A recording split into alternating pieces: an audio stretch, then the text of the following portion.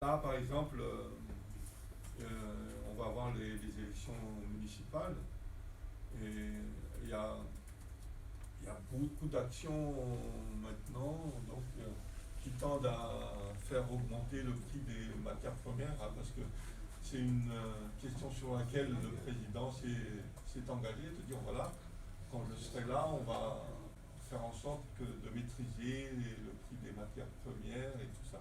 Et là, il y a vraiment une volonté politique de faire capoter ces accords. Nous avons surtout des projets au niveau des parrainages en milieu rural pour les enfants, mais aussi pour le développement global des familles, toujours dans la perspective de pouvoir élever leurs enfants eux-mêmes, puisqu'on avait une activité d'adoption et que l'abandon des enfants, c'était notre grand souci. Donc depuis qu'on a toutes ces activités, nous ne comptons plus d'abandon d'enfants. C'est déjà un grand progrès.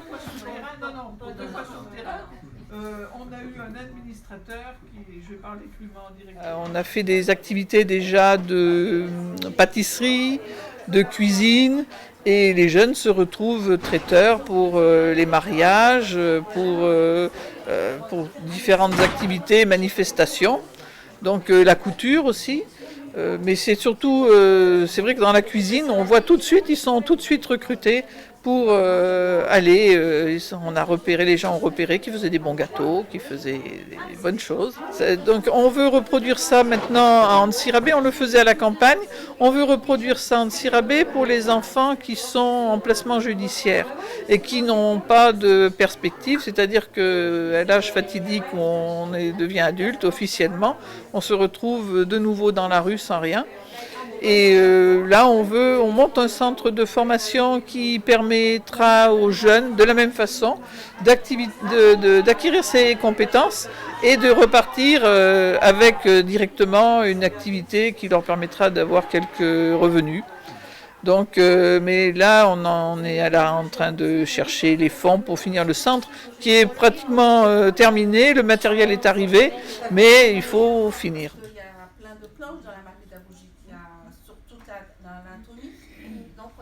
Pour l'agrotransformation, oui, on a encore d'autres projets, déjà de trouver des débouchés, mais aussi on a quand même pas tout à fait terminé.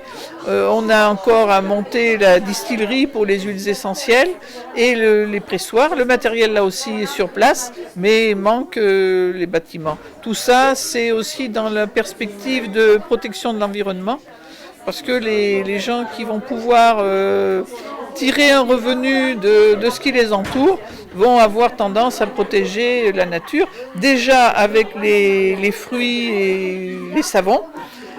Sont aperçus que dans leur environnement, il y avait des tas de choses intéressantes et au lieu de les brûler, maintenant, ils les plantent.